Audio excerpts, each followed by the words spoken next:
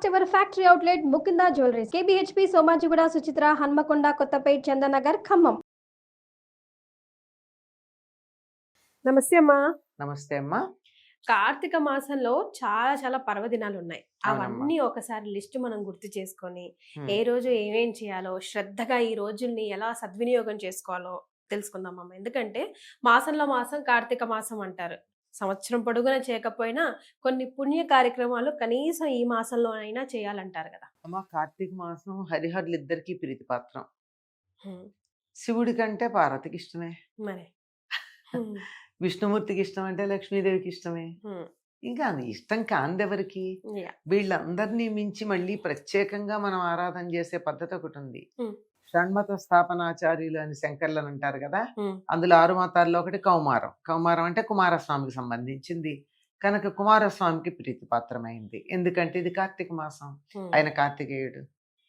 హ్మ్. కృత్తికా నక్షత్రంలో జన్మించినటువంటి వాడు అనే అర్థంలో, అధిపతి అనేటటువంటి అర్థంలో కృత్తికలు తమ కొడుకుగా అతన్ని కొడుకుగా లోకంలో ప్రచురం కావాలని పాలిచ్చేటప్పుడు కోరుకున్నారు. అందువల్ల ఈయన కార్తీకం. ఇలా దేవతలందరికీ ప్రీతిపాత్రమైనటువంటిది కార్తీక మాసం. అందువల్ల ప్రతిరోజు ఎవరో ఒకళ్ళకి ప్రీతిపాత్రమే. హ్మ్. మొదలు చెప్పుకున్నట్టయితే కార్తీక మాస ప్రారంభంలో శుద్ధ పాడ్యమిని బలిపాడ్యమి అంటారు, గోవర్ధన పూజ అంటారు. బుధవారం రోజు కార్తీక మాస ప్రారంభంలో మొట్టమొదటి రోజుని కార్తీక శుద్ధ పాడ్యమిని బలిపాడ్యమి లేదా గోవర్ధన పూజ అంటారు. హ్మ్. బలిపాడ్యమి అంటే అన్న మాట ప్రకారం సత్యానికి కట్టుబడి 3 అడుగులు దానం ఇచ్చి, హ్మ్. 2 అడుగులు, 1 అడుగుతో భూమిని 1 అడుగుతో ఆకాశాన్ని ఆక్రమించిన తర్వాత త్రివిక్రముడై హ్మ్. 3వ పాదం ఎక్కడ పెట్టాను అంటే పాతాళానికి పంపించాడు వామనుడు. హ్మ్. నిజానికి పాతాళం బలిచక్రవర్తి స్థానం. అటువంటి మాట మీద నిలబడ్డాడు అని భూమండలాన్ని, ముల్లోకాలని 3 రోజులు పాలించుకునే అవకాశం ఇచ్చాడు. హ్మ్. అందులో చతుర్దశి, అమావాస్య, పాడ్యమి ఈ 3 అంటే నరక చతుర్దశి, దీపావళి అమావాస్య, ఈ కార్తీక శుద్ధ పాడ్యమి, ఈ 3 రోజులు భూమండలాన్ని ఆయన పరిపాలిస్తాడు అని చెప్తారు. హ్మ్. అందుకని వామనుణ్ణి పూజిస్తారు. బలి చక్రవర్తిని పూజించలేం గనక ఆ రోజు వామనుణ్ణి పూజించే పద్ధతి ఉంది. హ్మ్. ఇది కాక గోవర్ధన పూజ కూడా ఉంది ఈరోజు. హ్మ్. గోవర్ధన పూజ అంటే బాలుడైనటువంటి కృష్ణుడు ఇంద్రయాగం మాన్పించి గ్రామంలో ఉన్న పెద్దల చేత ఆ గోవర్ధన పర్వతానికి పూజ చేయిస్తే ఇంద్రుడికి కోపం వచ్చి రాళ్లవాన కురిపిస్తే హ్మ్. ఆ రాళ్లవాన కింద అందరూ నలిగిపోతూ ఉంటే గోవర్ధన పర్వతాన్ని ఎత్తి దాని కింద గోవులని, గోపాలకులని, గోపికలని అందరినీ కాపాడాడు. హ్మ్. 7 రోజులు. 7 రోజుల పాటు కదమ్మా. హ్మ్. హ్మ్. చిటికెన వేలుతో. ఇంకా తన సంగతి అర్థమైపోయి ఇతడు సాక్షాత్తు పరమాత్ముడే అని అర్థం చేసుకున్నటువంటి ఇంద్రుడు గోవింద పట్టాభిషేకం చేస్తాడు. అంటే గోవిందుడికి పట్టాభిషేకం చేస్తాడు. హ్మ్. ఇది దీనికి సంబంధించి మొట్టమొదట గోవర్ధన పర్వతాన్ని ఎత్తినటువంటి రోజుగా హ్మ్. చెప్తారు. అమ్మా. ఇదే కారణం అని అనుకుంటాను నేను హ్మ్. మనకి వనభోజనాలు రావడం. హ్మ్. ఎందుకు? ప్రకృతిని పూజించడమా? ఎలాగో చెప్తాను. హ్మ్. ఇంద్రయాగానికి ఏవో చేస్తారు కదా, హ్మ్. ఆ ఏర్పాట్లన్నీ మీరు చేశారు కదా, హ్మ్. వాటితో ఎవరి ఇళ్లల్లో వాళ్ళు వంటలు చేసుకుని రండి, హ్మ్. అన్నీ తీసుకొచ్చి గోవర్ధన పర్వతానికి నివేదన చేసి మనం కలిసి తిందాము అన్నాడు. హ్మ్. అంటే అందరూ తీసుకొచ్చిందంతా పర్వతం దగ్గర కూర్చుని రాశిలాగా పోసి హ్మ్. ఎవరేం తెచ్చారో అన్నది లేకుండా అందరూ అన్నీ పంచుకు తిందాం. హ్మ్. మన వనభోజనాల్లో కనపడేది అదే కదా. బ్రహ్మనాయుడు చాపకూడు అన్న పేరుతో బాగా వర్తింపచేశాడు. హ్మ్. అంటే ఒక పెద్ద చాప వేసి హ్మ్. అందరు తెచ్చిన ఆహారం అక్కడ పెట్టేసి వీళ్ళింటో, మీ ఇంట్లో చిట్టిముత్యాల అన్నం ఉండొచ్చు, వాళ్ళ ఇంట్లో కృష్ణ కాటుకలు ఉండి ఉండొచ్చు, వీళ్ళింట్లో బంగారు తీగలు ఉండి ఉండొచ్చు.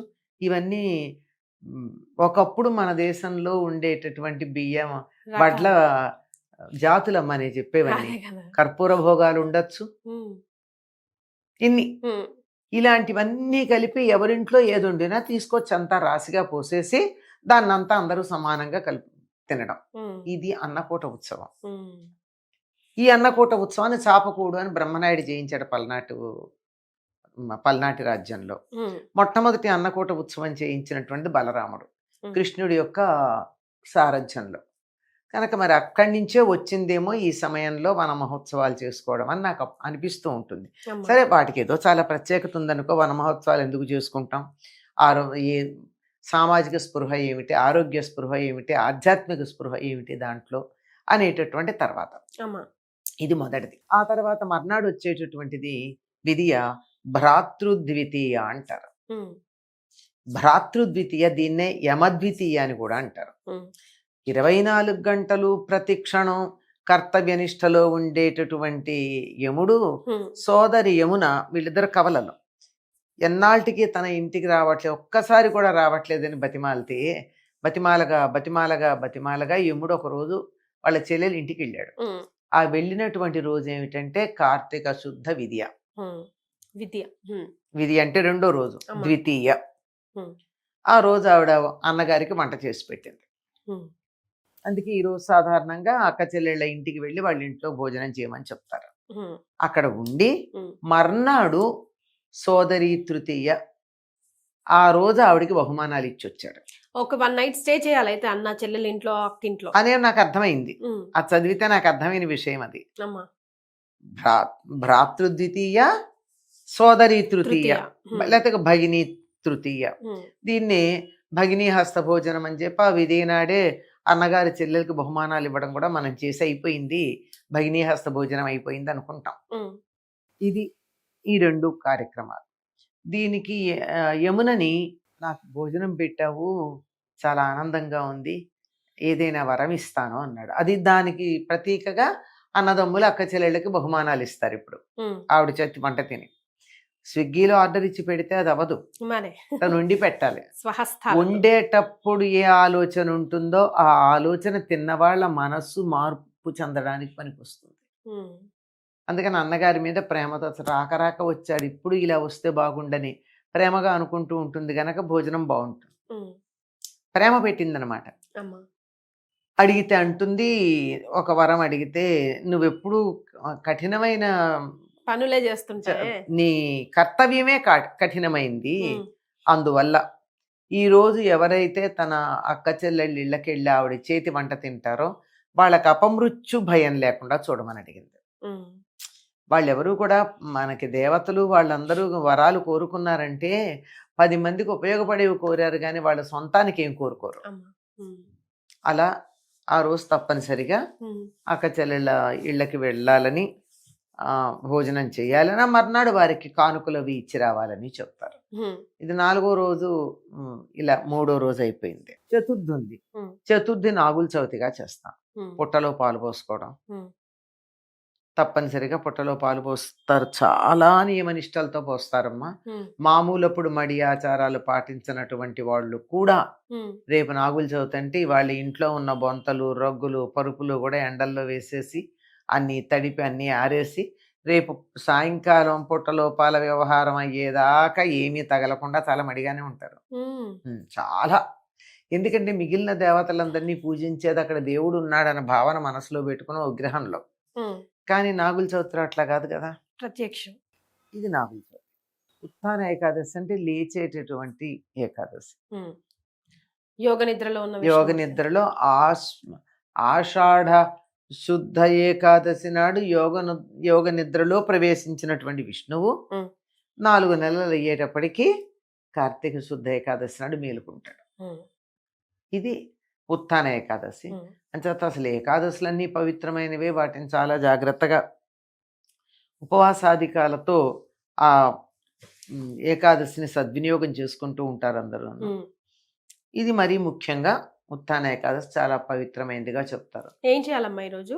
ఆ, ఉపవాస దీక్ష. సాధారణంగా ఆశ్వయుజ శుద్ధ ఏకాదశిని మొదలుపెట్టి, అంటే దశమితో దసరాలు అయిపోతాయి ఉమ్, మర్నాడు, ఉమ్, అప్పటి నుంచి ఒక దీక్షగా చేస్తారు కొంతమంది. ఉమ్, ఆ దీక్షగా చేసి ఒక నెల పూర్తి అయ్యేటప్పటికీ ఆ కార్తీక శుద్ధ ఏకాదశికి పూర్తవుతుంది. ఏకాదశి ఉపవాసాలు ఉండడమే, అంతకన్నా ప్రత్యేకంగా ఏం లేదు. ఉమ్, పైగా కార్తీక మాసంలో వచ్చే 2 ఏకాదశులు కూడా శివాభిషేకాలు అత్యద్భుతంగా చేస్తారు. అవునమ్మా. కార్తీక మాసం మొత్తం శివుడికి అభిషేకం చేస్తారు. ఉమ్, సోమవారాలు, పూర్ణిమ, ఉమ్, ఏకాదశులు ఉమ్, ప్రత్యేకంగా చేయడం ఉంటుంది. ఉమ్.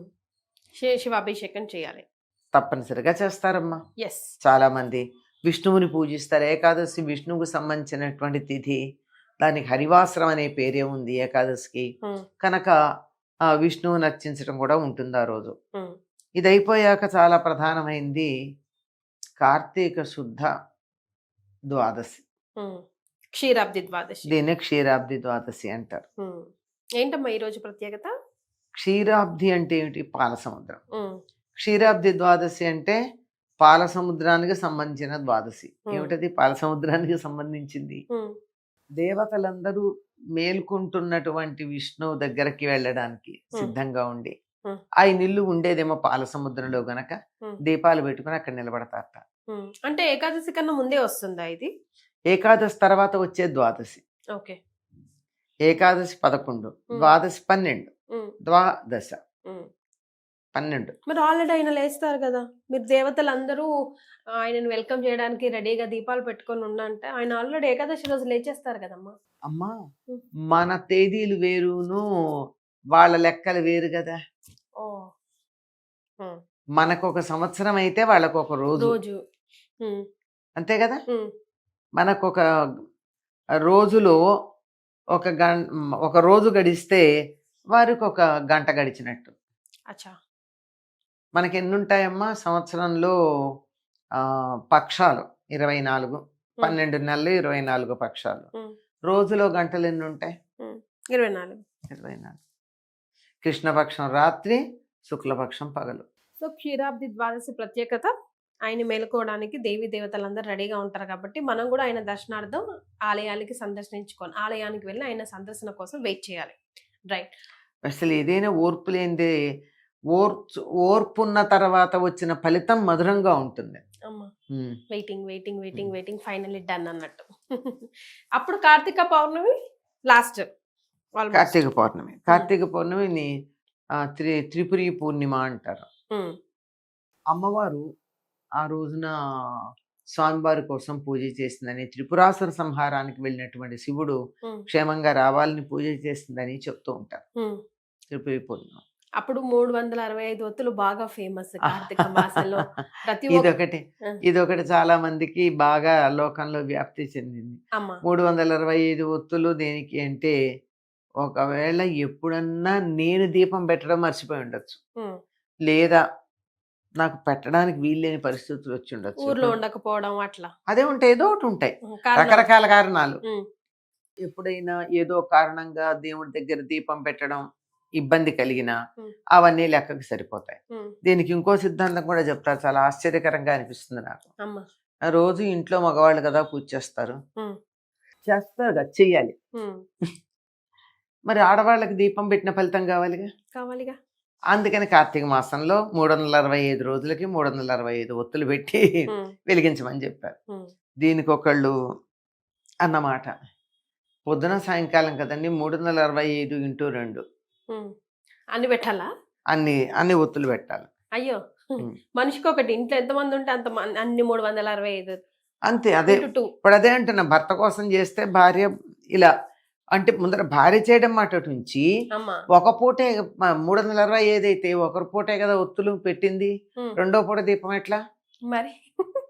లాజిక్ ఎత్తుకుంటూ పోతే వాళ్ళు దొరుకుతాయి. అదే 365 రోజులకి 365 ఒత్తులు అన్నారు. కానీ ఒక దీపం వెలిగించంగా మనం, ఒక ఒత్తి వెలిగించంగా రెండు వెలిగిస్తాం. ఆ లెక్కను చూస్తే ఇంకా ఎక్కువే. ఎంత అయింది? 365 × 8 వేయాలి. 365 × 4 పొద్దున, తర్వాత మొత్తం ఈ ఏదైతే ఎన్ని వేసామో దానికి రెట్టింపు లెక్కేసుకుంటే ఒకళ్ళకి. ఇలాగే ఒక ఆవిడ అడిగింది, నా భర్తకో అంది, ఆయన రోజు దీపం పెడుతున్నాడు కదమ్మా అన్నారు. లేదండి ఆయన పెట్టట్లేదు, నేను పెడుతున్నాను. అది సంగతి చెప్పండి. అప్పుడు నువ్వు అక్కర్లేదు, వాడు పెట్టుకుంటే సరిపోతుంది. అది తమకి ఎక్కడైనా వ్యక్తిగతంగా ఇబ్బంది కలిగితే ఆ ఇబ్బందిని అధిగమించటానికి చేసుకున్న ఏర్పాటు అంతే, అంతకన్నా ఇంకేం కాదు. రైట్.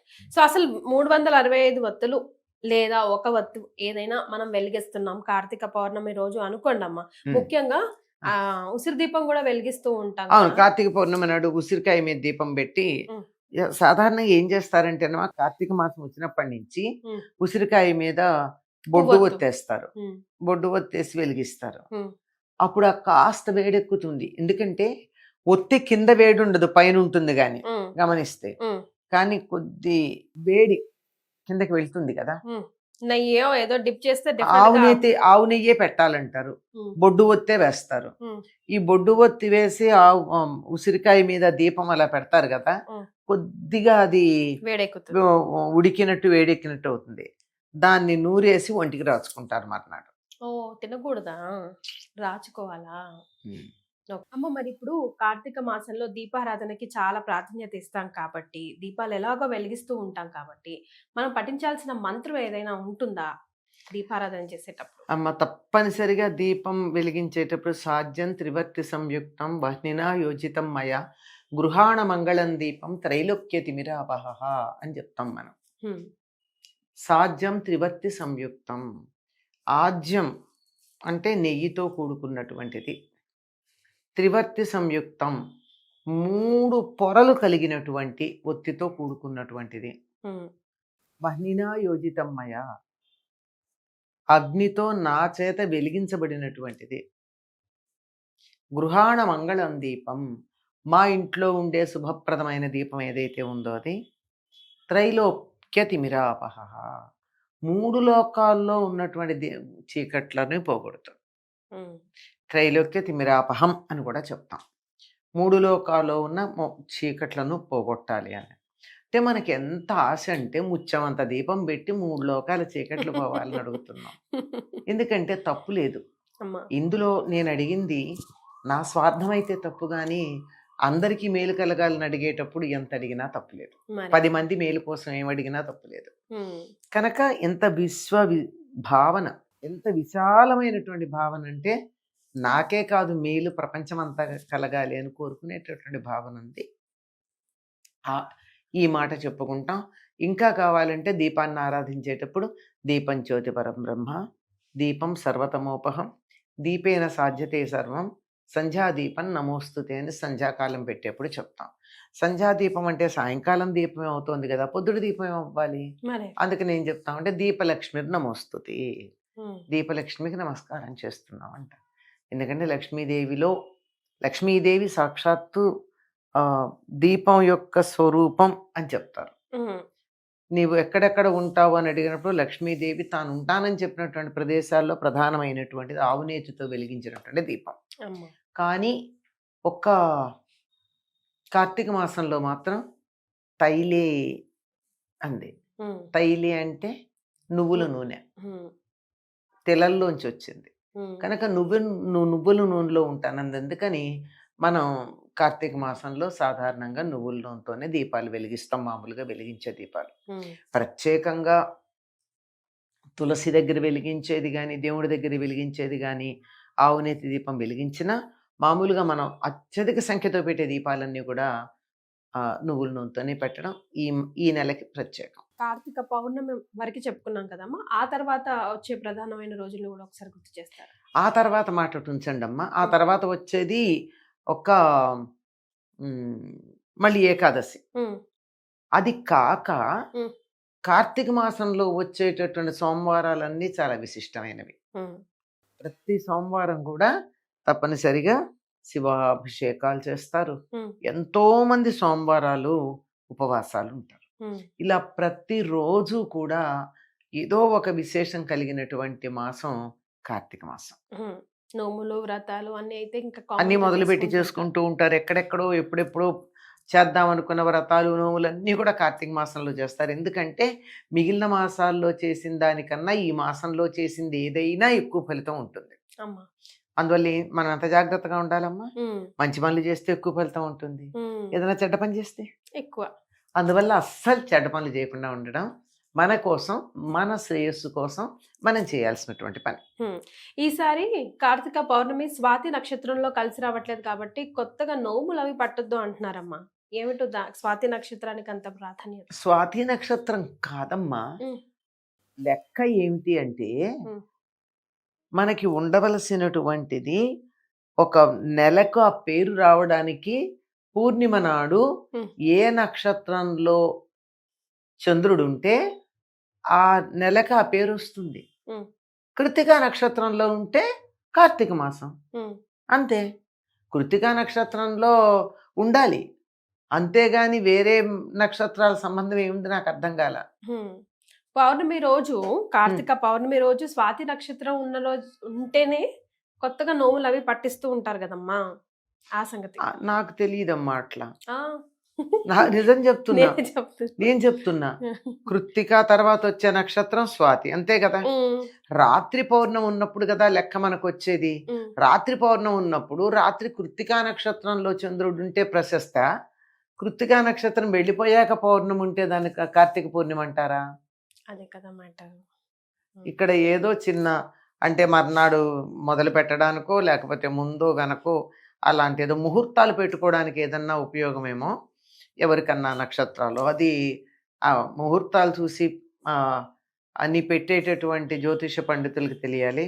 నాకు తెలిసినంతలో మాత్రం కార్తీక పూర్ణిమ నాడు కృత్తికా నక్షత్రమే ఉంటుంది చంద్రుడి దగ్గరగా. కనుక చంద్రుడు కృత్తికా నక్షత్రంలో ఉన్నప్పుడు పౌర్ణమి నాడు ఆ నెలని కార్తీక పూర్ణిమ అంటారు. ఏ నక్షత్రంలో ఉంటే అది, చిత్తా నక్షత్రంలో ఉంటే చైత్రం, విశాఖ నక్షత్రంలో ఉంటే వైశాఖం, జ్యేష్ఠ నక్షత్రంలో ఉంటే అది జ్యేష్ఠ మాసం, తెలుస్తుందిగా. అన్ని మాసాలు ఏ పూర్ణిమ నాడు చంద్రుడు ఏ రాశిలో ఏ నక్షత్రం దగ్గర ఉంటే ఆ పేరు ఉంటుంది.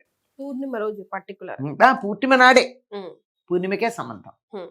రైట్. ఇంకా మనం గుర్తు చేయాల్సిన రోజులు ఏమైనా ఉన్నాయమ్మా కార్తీక మాసంలో? మనం వరుసగా చూసుకుని నడితే సోమవారాలమ్మా. సోమవారం, ఎన్ని సోమవారాలు వస్తే అన్ని సోమవారం. ఏకాదశి, 2 ఏకాదశులు, ఆ తర్వాత ద్వాదశి, శుద్ధ ద్వాదశి, ఆ శుద్ధ ద్వాదశి తర్వాత పూర్ణిమ. అంతకు ముందు గనక చూస్తే ప్రారంభంలో గనక చూసినట్టయితే కార్తీక మాసం ప్రారంభం కాగానే గోవర్ధన పూజ మొదటి రోజు. ఆ రోజు బలి చక్రవర్తిని బలి పాడ్యం అంటారు కనుక వామనుడిని పూజిస్తారు. వామనుడు మనకు ఆ రూపం దొరక్కపోవచ్చు, విష్ణువుని పూజిస్తారు. అలాగే గోవర్ధన పూజలో కూడా కృష్ణునే పూజ చేయడం అయిపోతుంది. ఆ మర్నాడు భ్రాతృద్వితీయ, ఆ మర్నాడు భగిని తృతీయ, ఆ మర్నాడు నాగుల చవితి. వరుసగా సంవత్సరం అంతా చేసుకోకపోయినా కనీసం ఈ రోజుల్లో కార్తీక మాసంలో అయినా ఉపవాస దీక్షలు కానీ దీపారాధన చేస్తే గానీ అంత మంచి జరుగుతుంది. చాలా శుభమమ్మ, ఏం చేసినా ఎక్కువ ఫలితం ఉంటుంది. రైట్, చాలా సంతోషం అమ్మా, ధన్యవాదాలు.